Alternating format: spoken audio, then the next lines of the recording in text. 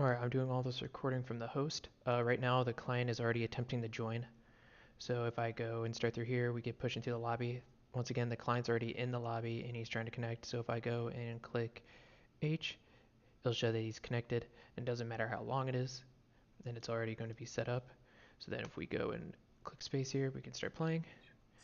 And we see that everything's being set up correctly.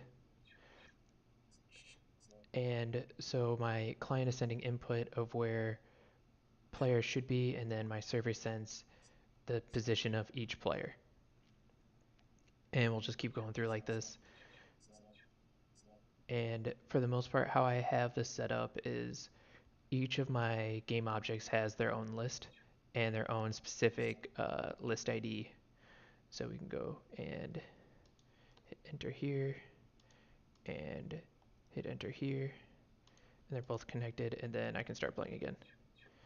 And I'll actually go and you won't see it, but I mean, you will see it, but I'm doing this from the client side now, although it's being recorded from the host window. So each game object has its own list and specific ID. So then I can go and send things like uh, a specific fence got collided with and send the particle effect to that location. Instead of sending the position or anything like that, I can just say this ID number and just send an int. And that's the only thing I have to send besides what the type is, which is actually really nice to do in these for what I had going on. Um, and then that's the same thing for like the mines. When I go and like delete a mine or delete a missile, since they have their own list, I can be like, I can send in the ID and be like, search for this ID of a mine and delete it. And that's on both sides.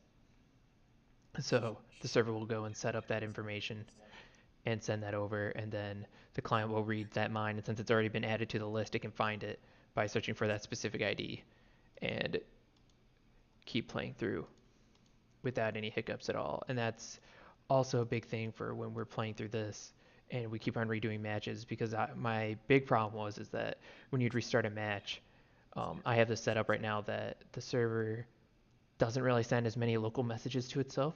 So when I'm like firing a missile, I am firing a missile and doing that when I'm doing the function fire missile, I'm sending that over and I'm completing it, but then I'm sending a network message. So the next frame or whenever the client reads it, it's going to be later than after what the server already has done. So that means the server is always a little bit ahead of the object list. So my server object list was always a higher ID number. And because of this, it made it very difficult to go and make sure everything was aligned correctly. So having separate lists, that means no matter what it would be, they'd all have the correct ID, especially since the server has complete control over it. Um, see, for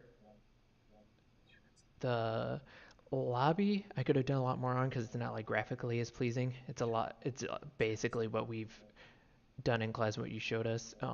I had kind of had this set up before we got the lobby demo, but mine was a lot messier.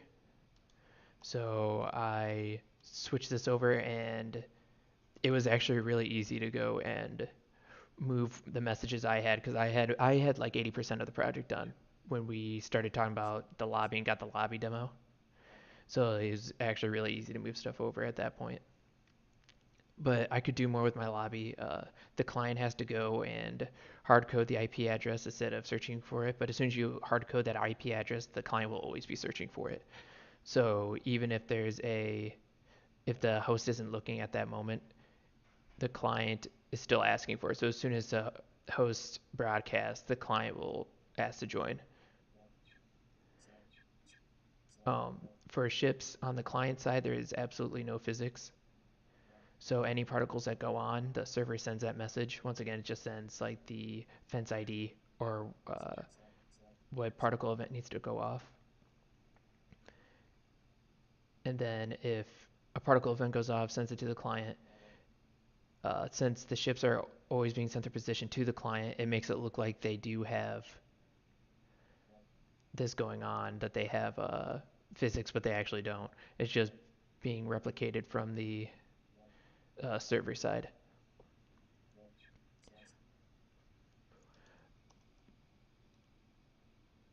Um, if I had more time to work on stuff, I definitely would work on how I have my data queue set up, my input queue, my output queue for my server, because right now it's not set up that it reads that much local stuff. It does everything at that moment, which isn't correct. And I would like to do either two things with my game object list, either make those into factories so then we're not calling new every time, or that they actually update through those, because I still have the game object list that updates through them all, which I could have them update separately at this point now, and that would be fine. But I don't have it set up that way, which means I have a bunch of lists that just hold information for no apparent reason. Well, for reasons of the ID, but that's about it. So I could have used it in a bunch of different ways, but this was the quickest way I could do, so then I could get it done. Um, yeah, besides that, that's most of it. Once again, I think the one of the hardest things was just playing a new match and then having a the server send the missile on the from the server to the client side, and the client already destroyed the missile, or the missile was the wrong ID. So the server had it as like 70, but the client only had it as uh, like 40 something. And now how I have it set up is I shoot a missile and it says, okay, this missile is 47 in the list for missiles. So then it can go and search for that and search for the missile ID, not the game object ID, but the missile ID, and everything works perfectly fine. Now I don't know how this would work with UDP. I know there'd be dropped packages and stuff, so I'd have to go and do a sequence and figure out what would happen if it doesn't get that packet that tells it what the number is. But I mean, if the ID was already created, I could search for it. But that'd be really expensive. I would have to figure out another way to do it, because that would be really expensive to always be searching through the list. Because that's what I'm doing right now is I'm finding a specific number in a list by its variable, and then shooting out the object for it. But that's basically how I have this set up, and all the images and everything work on both sides and shows the data correctly.